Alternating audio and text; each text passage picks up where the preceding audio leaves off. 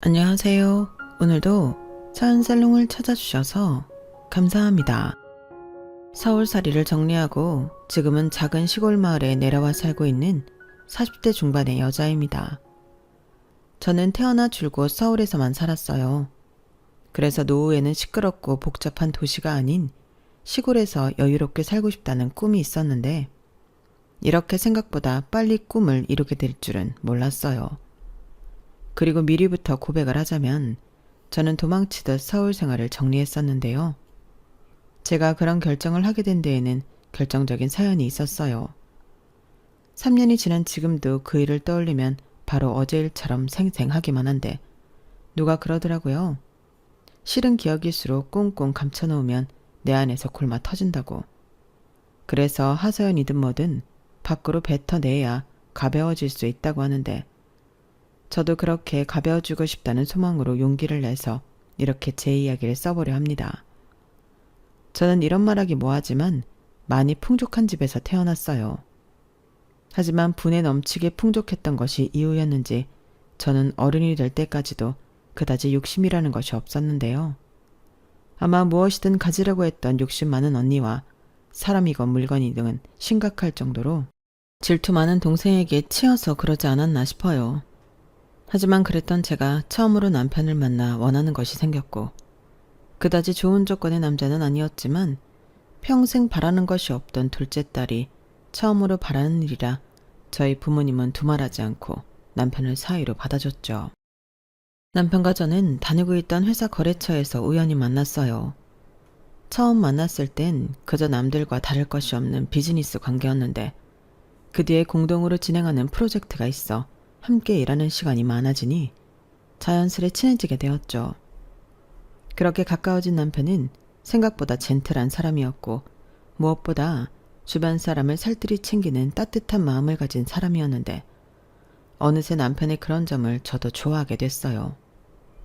그리고 1년간 진행된 프로젝트가 끝나는 날 이대로 헤어지는 것이 아쉬웠던 저와 남편은 자연스레 사적인 만남을 이어갔는데 둘 다 워낙 서로에 대한 호감이 있어 그랬는지 저희는 이미 그러기로 한 사람들처럼 자연스럽게 연인 사이가 되었죠. 그렇게 한 2년 동안 남편과 연애를 했어요. 그리고 제가 30살이 되던 날 남편은 정식으로 프로포즈를 했고 저는 처음으로 결혼에 대한 욕심이 생겼는데 결혼 전 친정 엄마의 권유로 받게 된 산부인과 산전검사에서 꿈에도 생각하지 못한 얘기를 듣게 됐죠.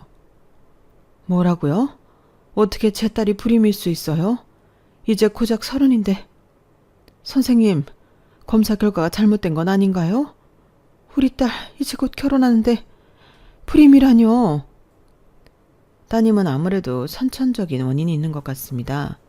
평상시에도 생리불순이 심했고 자궁도 기형이라 시험관도 어려울 듯 싶습니다. 저는 제가 불임이라는 사실에 아무 말도 할 수 없었어요. 옆에서 자꾸만 어떡하냐고, 정말 다른 방법은 없는 거냐고.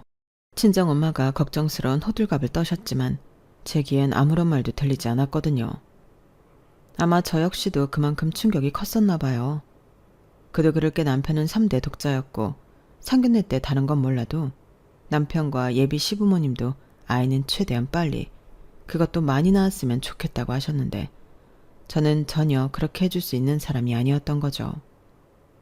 그나마 결혼 전에 미리 알게 돼서 이 결혼을 그만두는 것이 서로에게 맞다는 생각을 하게 됐는데 사랑하는 남편과 불임으로 헤어질 생각을 하니 너무 억울하고 분해서 눈물이 멈추지 않았어요. 그만 울어. 난 헤어질 생각 없는데 왜 자꾸 그래? 그래도 내가 몰랐으면 몰랐지. 어떻게 자기랑 결혼을 해. 나는 괜찮아. 물론 아쉽긴 하지만 어쩔 수 없지. 그래도 안 될 것 같아. 자기도 자기만 자기 부모님한테 내가 어떻게 며느리 되겠다고 그래. 자식이 더 있으신 분들도 아닌데. 그런 건 걱정하지 마. 내가 알아서 할게. 그러니까 수정이 너는 예정대로 우리 결혼 준비해. 나 못 믿어? 그야 믿지만. 그럼 됐어. 우리 결혼해서 애 없어도 행복하게 살자. 그럼 됐지? 안 그래? 남편은 참 고맙게도 그렇게 저의 마음의 짐을 덜어줬어요. 그리고 이 사실을 알게 된 저희 친정 부모님은 고맙고 미안하다며 신혼집도 대신 장만해 주시고 남편과 시아버님의 차도 바꿔주셨는데요. 남편과 시부모님은 저희 아빠의 통 큰 혼수에 그저 고맙다고 연신 허리를 굽히셨어요. 장인어른, 이렇게까지 하지 않으셔도 되는데 제가 이걸 다 받아도 될지 모르겠어요. 저희 아버지 차까지 바꿔주시고 제가 너무 받기만 해서 염치가 없습니다.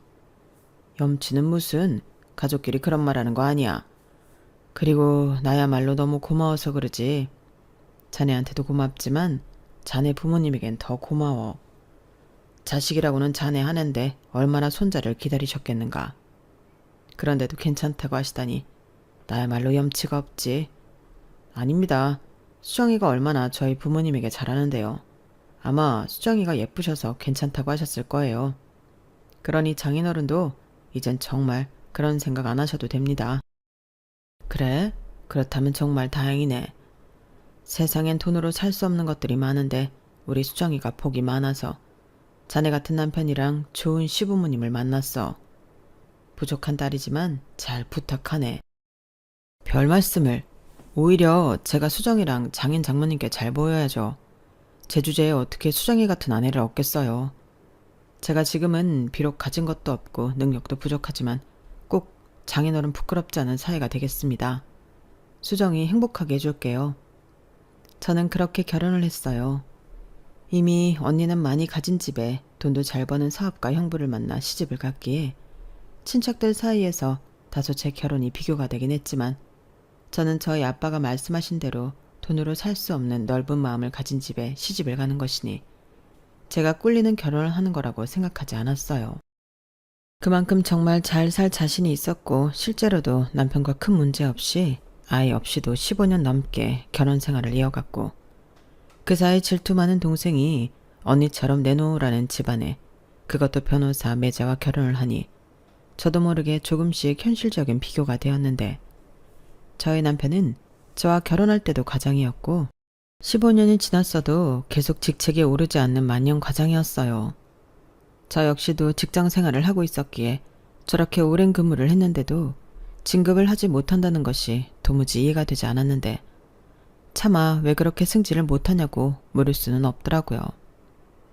괜히 형부와 매제랑 비교하는 것 같았고 가진 거라고는 성실함과 자존심밖에 없는 남편인데 그걸 건드리면 지금까지 잘 살아온 결혼 생활에 금이 갈 것 같은 생각이 들었거든요. 그리고 내심 제가 다니는 회사는 규모가 나날이 커지는데 남편이 다니는 회사는 거의 제자리 걸음이니 연봉에도 영향이 있을 수 있겠다며 이해하려 했고 그러던 중 부쩍 야근이 잦고 피곤해하는 남편이 위태롭게 보였어요. 자기야, 살이 더 빠진 것 같은데 요즘 너무 무리하는 거 아니야? 몸도 신경 써야지. 아니야. 요즘 회사에서 일이 바빠서 그래. 그러게, 원래 자기네 회사가 그렇게 야근이 많은 회사가 아닌데 요즘 무슨 일 있어? 휴일에도 자꾸 출근하고 그런데도 월급은 그대로니 이건 좀 아닌 것 같은데? 내가 전에 말했잖아. 우리 회사가 요즘 휘청휘청한다고. 그래서 그만둔 사람이 많아서 그래. 이번에 새로 사람들 좀 들어오면 괜찮아질 거야. 다른 사람들은 애들도 있고 주말에 나오기가 힘들다고 하니까 당신한테는 미안하지만 내가 자꾸 나가게 되네. 저는 순간 아무 말도 할 수 없었어요. 아무리 결혼한 지 15년이 지났어도 아이에겐 여전히 태어날 수 없었죠. 그렇다고 남편과 시부모님이 직접적인 스트레스를 준 적은 단 한 번도 없었는데 괜히 저 혼자 찔려서 눈치를 봤던 것 같아요. 아무리 괜찮다고 해도 저 역시도 아이가 없다는 것이 속상했고 또 3대 독자집 대를 저 때문에 잊지 못한다는 것이 그때까지도 미안했거든요. 그래서 입양도 심각하게 고민했었는데 남편과 시부모님은 남매 핏줄을 데려와 키운다는 것이 그리 쉬운 일이 아니라며 단념하라 했고 가족들이 원하지 않는데 아이를 데려오면 그 아이도 저처럼 눈치 보며 살 것이 분명했기에 저 역시도 포기하게 되었죠. 그래서 저는 그저 남편의 몸이 더는 축나지 않길 바라며 영양제는 물론이고 용하다는 한의원에서 보약도 지어 남편을 먹였고 한 번은 뽐낼 솜씨는 아니지만 휴일 출근한 남편에게 보양식 점심이라도 싸서 먹이면 좋지 않을까 하는 생각에 도시락을 만들어 봤는데요. 제 도시락에 놀라고 좋아할 남편을 생각하니 도시락을 만드는 내내 힘든 줄도 모르고 김밥부터 샌드위치까지 그렇게 3단 피크닉 도시락을 쌌어요. 그리고 몇 명이 더 있을지 모르지만 출근한 회사 사람들도 먹도록 별도의 도시락을 몇 개 더 쌌는데요.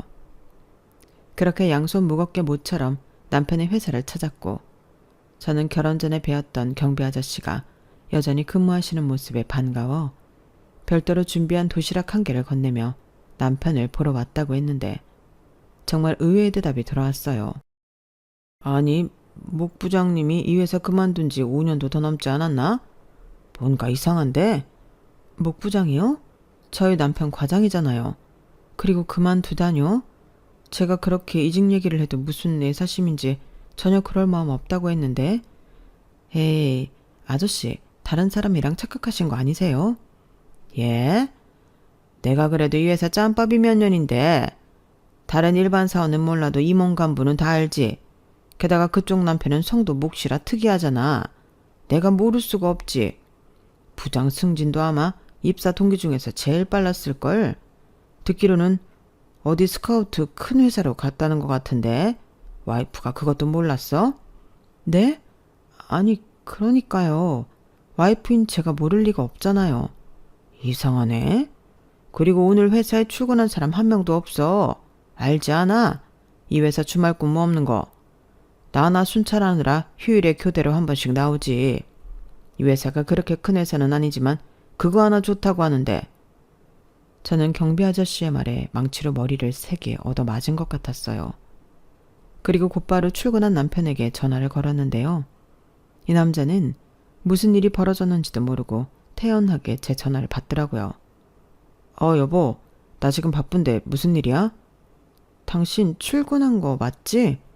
그럼 아침에 나 출근한다고 당신이 배웅까지 해놓고 왜? 내가 당신한테 거짓말하고 어디 놀러라도 갔을까봐? 남편을 그렇게 못 믿냐? 그럼 혹시 나 몰래 이직했어?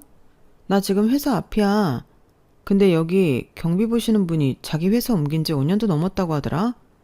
게다가 과장이 아니고 부장이라고 하시던데? 그게 당신 지금 어디야? 도대체 지금 어디서 뭐 하고 있어? 자기야, 일단 진정해. 내가 집에 가서 다 설명할게. 그러니까 일단 집으로 가. 아니, 나 이직했다는 자기 회사로 갈 거야. 설마 출근한 것도 거짓말은 아니지? 저는 순간 남편의 그 어떤 말도 믿을 수 없었어요. 15년이나 같이 살았는데 승진한 것도 속이고 심지어 이직한 것도 속이는 남편이 세상 천지에 어디 있겠어요. 가뜩이나 성실하고 심성 착한 것만 보고 남편과 살았던 저는 그 배신감이 정말 어마어마했었죠.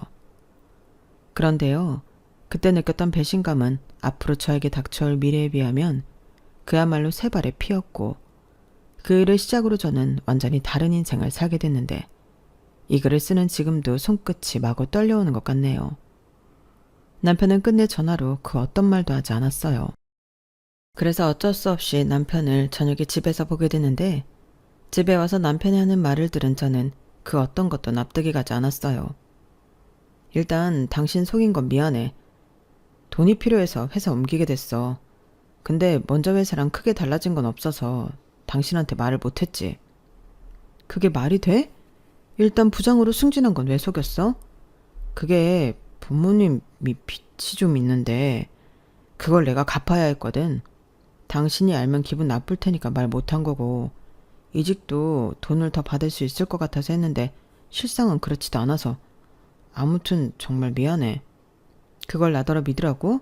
다 떠나서 어떻게 며칠도 아니고 몇 년을 속일 수 있어? 처음엔 속일 생각은 없었어. 단지 우리 집 일로 당신이 신경 쓰게 하고 싶지 않아서 그랬던 거야. 솔직히 월급은 당신이 나보다 더 많고 처갓집이 잘 사니까 내 월급 가지고 당신이 뭐라고 하지 않을 거라고 믿었거든. 지금 그게 중요한 게 아니잖아. 내 생각이 짧았어. 처음엔 이렇게 길게 당신이 속게 될 줄은 몰랐는데 그게 타이밍을 한번 놓치니까 계속 말할 수가 없더라고. 정말 미안해.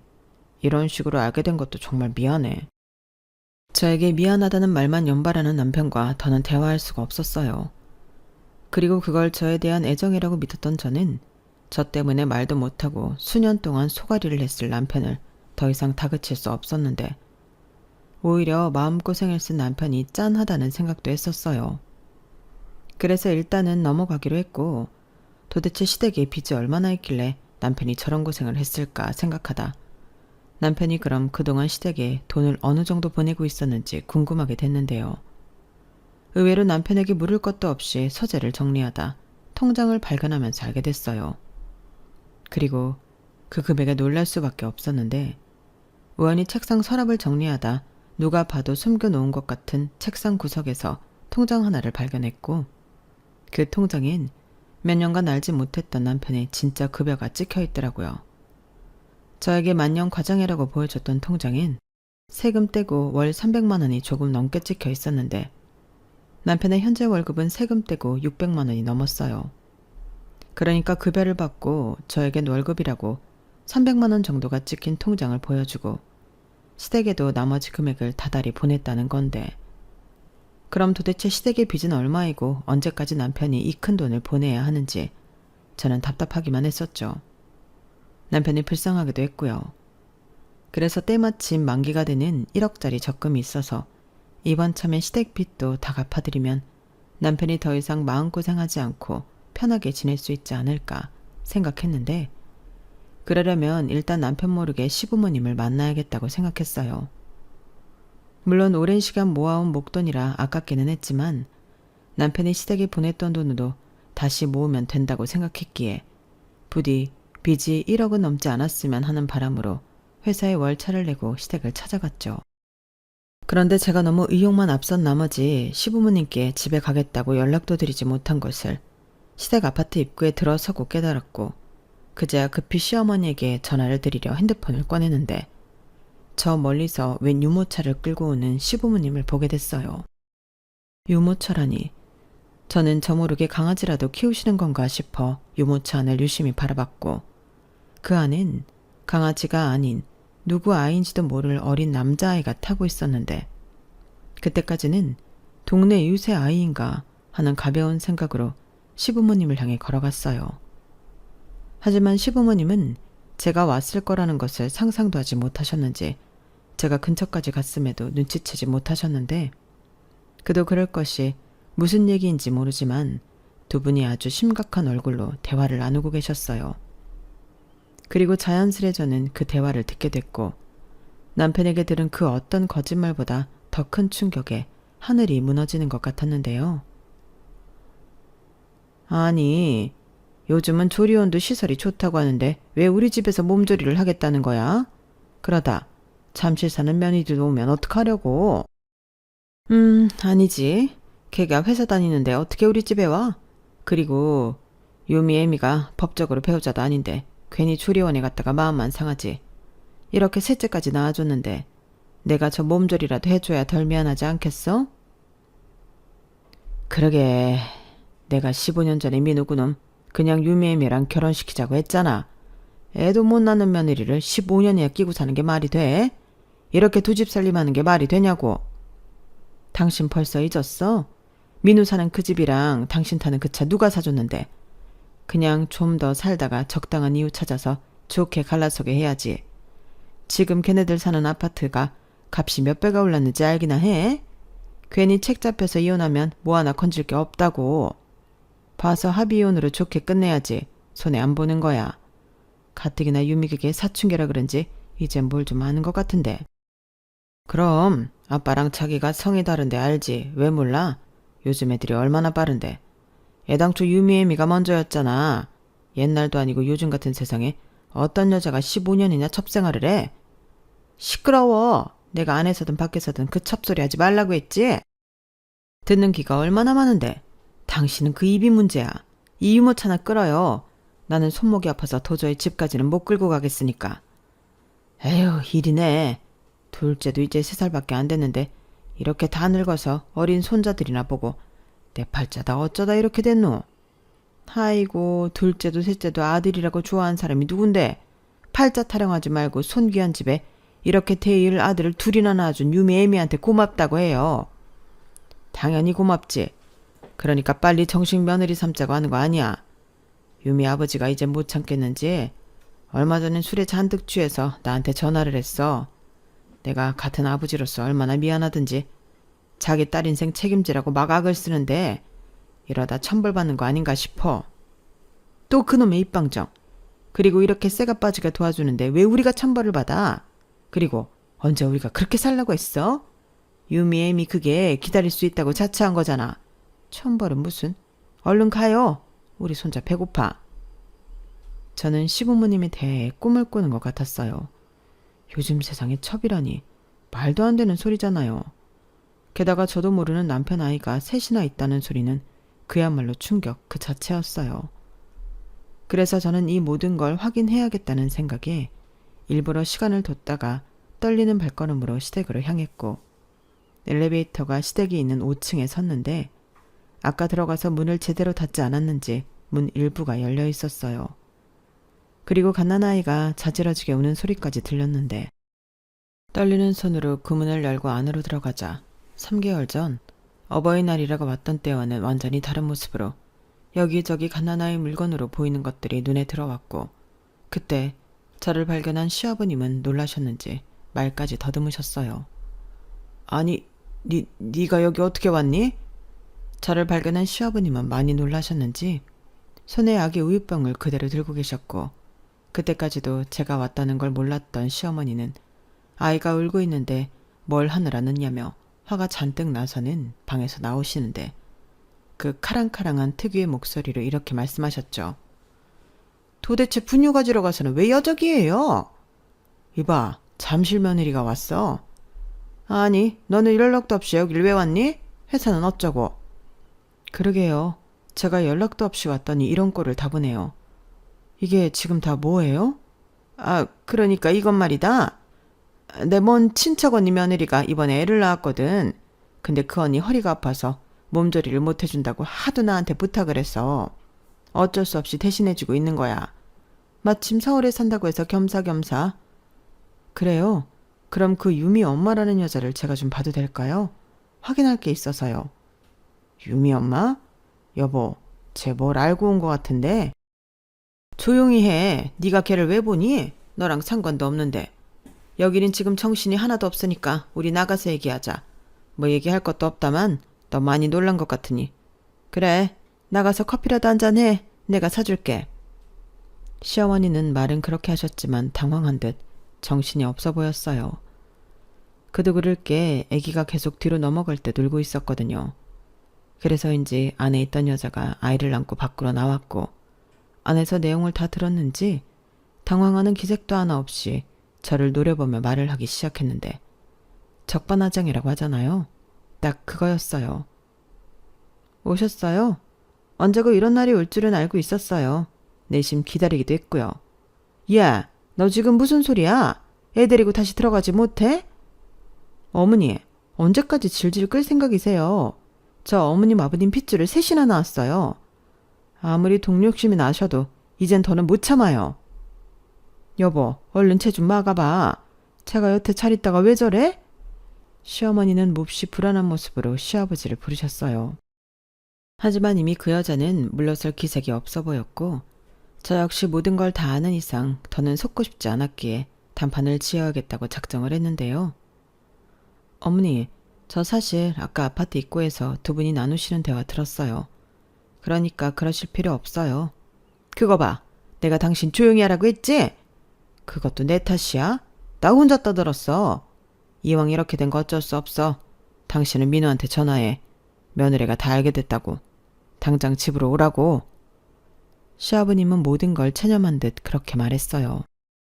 그러자 오늘 처음 본 그 여자 입에선 기가 막힌 이야기가 쏟아져 나오기 시작했는데 말로도 사람을 해칠 수 있다는 걸 그때 처음 알았네요.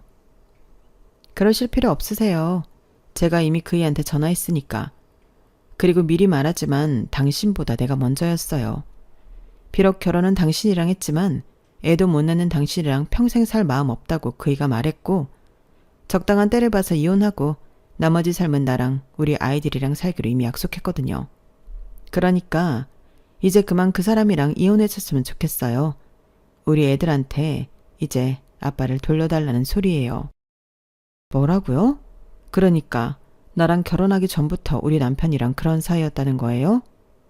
어머님, 아버님, 그럼 다 알면서 셋이 짜고 절 속인 거예요? 아니, 왜요?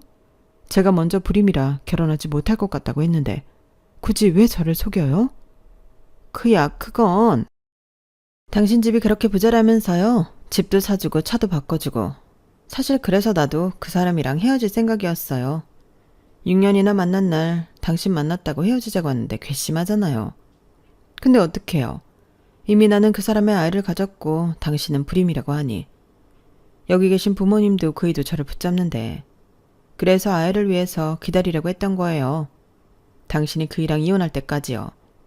우리 큰애가 벌써 14살이에요. 아빠가 있어도 법적으로 남이라니 너무 불쌍하진 않아요? 당신은 그동안 남편 사랑받으면서 행복하게 살았으니 이젠 내 차례예요.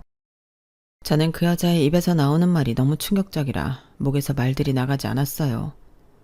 그래서 그때 교복 입은 여자아이와 남편이 같이 들어오는데 남편의 얼굴을 보자마자 부하가 치밀어 올랐고 어디서 그런 힘이 났는지 남편의 얼굴에 사정없이 손을 갖다 붙였어요. 그러자 옆에 있던 여자애가 놀랐는지 아빠 괜찮아? 라고 말했고 지 엄마처럼 적을 죽일 듯 노려보는데 이런 말 한심하게 들리겠지만 남편을 많이 닮은 그 아이도 미워 보였어요. 그런데요. 모든 것이 무너졌다고 생각한 그때 남편은 제 앞에서 무릎을 꿇었고 저는 이혼이라도 그걸 하려고 그러는 건가 싶었는데 남편의 입에서는 정반대의 말이 나왔고 그 말을 들은 남편의 첩녀는 방방 뛰기 시작했는데 정말 가관이 아니었어요. 미안해. 내가 정말 죽일 놈이고 못난 놈이야. 하지만 나 단 한순간도 내 아내가 당신이 아니라는 생각한 적 없다. 그건 믿어줘. 뭐? 이 꼴을 하고 나보고 그걸 믿으라고? 오빠, 지금 그게 무슨 소리야? 애를 셋씩이나 낳은 내 앞에서 그게 할 소리야? 그럼 난 15년 동안이나 당신 애들 낳고 키우면서 숨어 지낸 난 뭐야? 내가 무슨 씨바지니? 그래서 매달 너한테 300만 원씩 주고 있는 거잖아. 그리고 셋째는 정말 네 멋대로 가진 거고. 무슨 말도 안 되는. 애는 나 혼자 만들어? 그래서 뭐 이혼 안 하겠다고? 민우야, 너 어쩌려고 그러는 거야? 정말 이혼 안 할 거야? 당신 가만히 있어. 우리 민우가 생각이 있나 보지. 미친놈이라고 생각해도 좋아. 난 두 사람 다 사랑하고 책임지고 싶은 마음뿐이야. 아이를 못 낳아도 당신은 내 아내고 내 아이를 낳는 너는 내가 끝까지 책임질 거야. 그걸로 안 되겠어? 거짓말하지 마. 오빠는 저 여자가 아닌 저 여자 집안의 돈을 포기하지 못하는 거잖아. 그래. 솔직히 어떤 놈이 그걸 포기할 수 있겠냐? 막말로 내가 우리 집사람이랑 살았기 때문에 너한테 달마다 300만 원씩 줄 수 있었던 거야. 다른 평범한 여자였어 봐. 가당키나 할 것 같아? 근데 넌 300만 원도 부족하다고 내 월급 전부를 욕심냈잖아. 그야 오빠가 이혼하면 그 돈 전부 우리 생활비를 쓸 수 있으니까 당연히 아깝지. 그럼 네가 집도 사주고 차도 사줄 수 있어? 니네 집에서 똑같이 그래줄 수 있냐고. 뭐? 미친놈. 어찌됐든 결국 날 선택한 건 돈이었네. 그런 놈인 줄도 모르고 난 두 집 살림하느라 월급도 쪼개 쓰는 놈이 불쌍해서 도대체 시댁에 빚이 얼마나 있길래 그러나. 대신 갚아주려고 했었네. 당신들 진짜 무섭다. 사람 하나 바보 만들고 도대체 이게 무슨 짓이야? 저는 그렇게 남편을 경멸하듯 소리쳤어요. 그러자 저의 태도에 첩녀는 무슨 희망이라도 생겼는지 배시시 웃었고 남편에게 살살 웃으며 이런 말을 했는데요. 저거 봐. 저 여자 오빠랑 더 이상 살 마음 없어. 그러니까 오빠가 먼저 이혼해. 저 여자 재산? 그게 다 무슨 소용이야. 오빠도 돈 잘 벌잖아. 오빠가 능력이 있는데 뭐가 아쉬워서 그래. 저 여자한테 갖다 주는 돈 그거면 우리 5 식구 문제없이 살 수 있어. 집이야 대출받아서 더 좋은 집 사면 되지. 다들 그렇게 사는데. 나도 이제 법적으로 떳떳하게 오빠 배우자로 살고 싶어. 나 그럴 자격 있잖아. 그러니까 오빠 제발 이혼해. 어? 우리 애들을 생각하라고. 너도 진짜 세상 물정을 몰라도 너무 모른다. 대출을 받아서 더 좋은 집을 사? 그건 누가 갚는데. 네가 그러면 그럴수록 나는 더 이혼하기 싫다고. 저는 남편의 바짓가랑이를 붙들고 이혼 타령을 하는 첩년과 부부싸움이라도 하는 것 같은 남편을 보고 빨리 이곳을 빠져나가고 싶었어요. 어차피 신뢰는 깨졌고 15년이나 속아산 세월이 너무 억울하기만 했기에 어떻게든 제 억울함을 보상받을 방법을 찾고 싶었죠.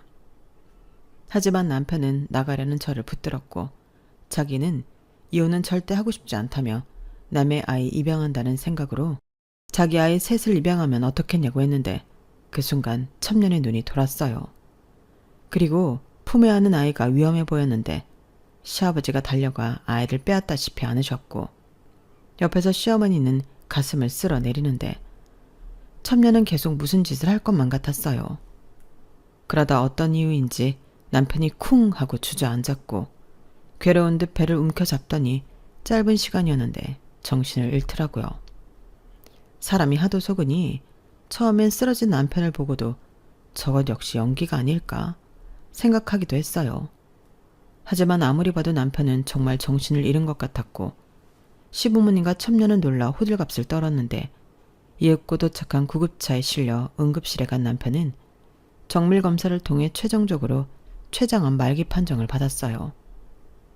의사 선생님은 법적 보호자인 저에게 이미 손 쓸 수 없을 정도로 암세포가 퍼져 수술은 의미가 없다고 했고 남은 시간이 별로 없다며 환자에게 잘 해주라는 소리를 하셨는데 기분이 정말 묘하더라고요. 슬프지도 기쁘지도 않았어요. 그리고 그동안 남편 몸이 자꾸만 마르고 안색이 좋지 않은 걸 잦은 야근과 주말에도 쉬지 못하는 탓이라 생각했는데 사실은 그게 병 때문이었다는 걸 그제야 알게 된 거죠. 하지만 이미 돌이킬 수 없는 선을 넘은 남편이기에 저는 그 어떤 행동도 하지 않았어요. 아직 저는 법적으로는 남편의 배우자였지만 마음으로는 남보다도 못한 사이가 됐으니까요. 그렇지만 저와는 달리 첩인 그 여자는 남편의 췌장암 말기 판정에 아주 난리가 아니었는데 무슨 심파 영화라도 찍는 주인공처럼 이게 뭐야. 나는 내내 당신만 기다렸는데 나랑은 제대로 살아보지도 못하고 어쩌다 그런 병에 걸렸어. 나랑 우리 애들은 어떡하라고. 오빠 정신 좀 차려봐. 라며 병실에 누워있는 남편을 붙들고 오열을 했어요. 그러자 병원에 있는 사람들은 그 참 여자를 남편의 아내로 알았는지 딱하다는 듯 치근한 눈으로 바라봤고 저는 그 시선을 고스란히 느끼며 아이가 없었는데 문득 그런 생각이 들었어요. 제가 이렇게 아이 없이 이혼을 하면 저 여자가 바라던 대로 되는 걸 텐데 이런 말 냉정하게 들릴 수 있겠지만 어차피 얼마 남지 않은 남편 저대로 보내는 것도 손해볼 건 없겠다는 생각이 들더라고요. 네, 어쩌면 저도 제정신이 아니었던 것 같아요. 죽어서도 남편이란 이름으로 저 남자가 평생 저를 쫓아다닐 텐데 그럼에도 불구하고 저 여자가 원하는 대로는 해주고 싶지 않았으니 이제와 생각하면 저도 똑같은 사람이 아니었나 싶네요. 하지만 저는 그게 제가 할 수 있는 첫 번째 복수라고 생각했어요. 그래서 이혼은 하지 않고 상간녀 소송만 걸었고 남편의 월급 통장도 모두 챙겨 더는 그 여자에게 한 푼도 가지 않게 했는데 저희 아빠가 최근에도 남편의 차를 바꿔줬거든요. 그 명의도 제 앞으로 돌려놨어요. 그렇게 저는 남편의 병원은 가지 않고 할 수 있는 모든 걸 다 했고 뒤늦게 그 첩인 여자는 저희 집에 들이닥쳐 이제 시간이 얼마 남지 않았으니 서둘러 이혼을 하라며 그리고 어떻게든 위자료는 챙겨줄 테니 상간녀 소송도 취하하라고 저를 채근하는데 저는 콧방귀도 끼지 않았어요. 어차피 그쪽은 우리 오빠한테 5만 정 다 떨어졌잖아요. 그런데 왜 이혼을 안 해요? 그쪽도 들었잖아요. 그 사람이 저랑 이혼하고 싶지 않다고 한 말. 어차피 그 사람 벌받아 살 시간도 얼마 남지 않았는데 그 소원이라도 들어주려고요. 뭐예요? 당신 일부러 그러는 거지. 나 엿먹이려고. 나랑 우리 애들 끝까지 오빠 가족으로 인정받지 못하게. 맞아요. 그동안 속은 시간도 억울한데 내가 왜 그렇게까지 해야 하죠? 내 친정에 돈 많은 거 안다고 했죠. 두고 봐요. 난 상간녀 소송뿐만 아니라 그 사람 죽고 나면 니들이 나 속인 거 다 묶어서 피해 보상으로 고소할 거야. 그쪽이 가져갈 수 있는 건 한 푼도 없어. 오히려 내 남편이 그동안 생활비로 갖다 바친 거 다시 토해내야 할걸? 그러니 각오 단단히 해. 미리 변호사라도 선임하든가. 과연 네 편을 들어줄 변호사가 있기는 할까? 저는 그렇게 눈에 쌍심지를 켜고 첩년에게 말했어요. 그러자 얻은 것도 없이 겁만 잔뜩 집어먹은 첨녀는 자기 남편을 사랑한 죄밖에 없다는 망언을 하고 내 집에서 나갔는데 어찌나 허탈하던지 웃음이 다 나왔어요. 그리고 한때는 행복하다고 생각한 저의 결혼 생활이 떠올라 눈물이 핑 돌았는데 더는 남편과 살았던 이 집에서 살 수 없겠더라고요. 그래서 무작정 짐을 싸고 친정으로 갔어요. 그리고 아무것도 모른 채 사위가 췌장암에 걸렸다고 이곳저곳 수술이라도 가능한 병원을 찾고 계신 부모님에게 15년 동안 제가 속아온 이야기를 모두 해드렸는데 두 분도 충격이 컸는지 그 넓은 친정집에 무거운 침묵만 흘렀어요. 그리고 이윽고 저희 엄마는 저를 품에 안아주시며 괜찮다고 저를 위로해 주셨는데 애써 버텨왔던 마음이 엄마의 품속에서는 와르르 무너지더라고요. 그 후 저희 집은 비상이 걸렸어요. 온 식구가 모여 제가 당한 억울함을 풀기 위해 머리를 맞대기 시작했죠. 우선 매제가 변호사였기에 모든 법적인 절차는 매제가 맡기로 했고 발이 넓은 사업가 형부는 규모는 동네 슈퍼만큼 작았지만 그래도 직원 5명을 두고 운영하는 시부모님의 공장을 회생 불가능하게 하겠다며 저에게 약속을 했는데 죽음을 코앞에 둔 그 사람을 생각하니 그렇게까지 하는 것이 맞나? 마음이 괴로웠어요. 하지만 저희 가족은 오랜 시간 저를 기만한 그들을 봐줄 수 없다며 이를 갈았고 남편을 참 예뻐했던 저희 아빠는 그런 복수보다도 병원에 가서 한바탕 난리를 치고 오셨는데 다행인지 뭔지 남편은 의식이 돌아와 그 첩인 여자의 병간호를 받고 있다고 하더라고요. 그리고 시아버지로부터 아이들은 죄가 없으니 호적이라도 올리게 지금이라도 합의이혼을 하던지 아니면 아이들을 저희 호적에 올려달라고 요구하라 하셨다는데 이 와중에도 그런 말을 하는 시아버지에게 저희 아빠는 절대 원하는 대로 되지 않을 거라고 큰 소리를 치고 오셨대요. 제가 불임이어도 괜찮다고 하더니 사실은 저렇게 핏줄에 연연하는 사람이었던 거죠. 차라리 처음부터 솔직했다면 서로가 이런 바닥을 보진 않아도 됐을 텐데 그저 그들의 욕심에 놀아났다는 생각에 저는 아무리 마음을 독하게 먹어도 씁쓸하기만 했고 무엇보다 속아서 보낸 세월이 그저 억울하기만 했는데 그렇게 힘든 사개월을 끝으로 남편은 결국 아무것도 매듭짓지 못하고 세상을 떠났어요. 듣기로 마지막으로 남편이 저를 찾는 것 같다고 했지만 차마 그 사람의 마지막을 지켜봐주고 싶진 않더라고요. 그저 그간의 잘못을 그런 식으로 용서해주고 싶지 않았어요. 죽음이 면죄부가 될 순 없으니까요. 그 후 남편의 장례가 시작됐어요. 3일 내내 이미 멀어질 대로 멀어진 시부모님은 아이들만이라도 호적에 올려야 한다며 저를 괴롭혔고 저희 친정가족들은 그런 시부모님과 팽팽하게 맞섰는데 주변의 시선 때문인지 첨녀는 코빼기도 보이지 않더군요. 그렇게 대단한 사랑이라고 노래를 하더니 결국 상간녀 소송으로 자기한테 피해가 갈까와 아이 셋을 시댁에 그대로 두고 야반 도주하던 모습을 감췄는데 아마도 남편이 죽으면 자기한테 얼마간의 보험금이나 퇴직금 같은 돈이 주어질 수도 있다는 생각을 했었던 것 같아요. 보험사나 남편 회사의 사실혼 관계도 보험금이나 퇴직금, 그 밖에 연금 같은 걸 수령할 수 있냐고 문의를 했다고 하더라고요. 결국 자기 앞에 돈 한 푼 떨어지지 않는다는 사실에 자기가 낳은 자식까지 버리고 간 첩은 15년이나 불륜을 저지르고 남편의 월급을 15년이나 저한테 받아간 것들이 증거로 인정돼서 상간녀 소송으로 평균적인 보상금을 넘어선 1억을 저에게 지급하게 됐어요. 물론 그 여자가 1억을 갖고 있을 턱이 없기에 앞으로 경제적 활동이나 재산 축적은 꿈도 꾸지 못하게 할 생각으로 진행한 소송이었죠. 그리고 어떻게든 남편의 아이를 호적에 올리고 싶었던 시부모님은 결국 당신들 호적에 그 아이들을 올리는 것을 선택했는데 그러거나 말거나 저는 사별이긴 했지만 이혼이라고 생각하고 더는 그들과 엮일 생각이 없었어요. 게다가 형부와 매제라 하여금 시부모님과 첨녀는 앞으로 살 길이 막막해지자 각자 저를 찾아와 살려달라고 빌기 시작했는데 저는 눈 하나 깜빡이지 않고 그들 외면한 채 그대로 서울 생활을 정리했어요. 그리고 지금 살고 있는 곳으로 거주지를 옮겼죠. 처음엔 그냥 조금 머물렀다 가려고 했던 곳이었는데 이곳에서 마음의 치료를 받다 보니 다른 곳은 가고 싶지 않아졌고 그렇게 저의 두 번째 터전이 되어버렸어요. 아직은 뚜렷한 직업은 없지만 이곳에서 이것저것 새로운 도전들을 하며 바라던 여유를 갖고 생활하다 보니 그 지독한 마음의 상처도 아물어 가더라고요. 원래 상처라는 것이 사람을 성장하게 한다고 하잖아요. 그래서인지 저는 지금의 제가 썩 나쁘지 않아요. 비록 남편에게 속아서 보낸 세월은 돌아오지 않겠지만 앞으로 제가 살아갈 미래는 예전보다 훨씬 값지고 행복할 것이기에 저는 이제 과거가 아닌 미래를 향해 앞으로 나아가려 합니다. 이제야 비로소 알 것 같아요. 제가 원하는 보상은 사실 저의 잃어버린 행복한 시간을 되찾는 것이라는 걸요. 그리고 지금은 강한 확신이 들어요.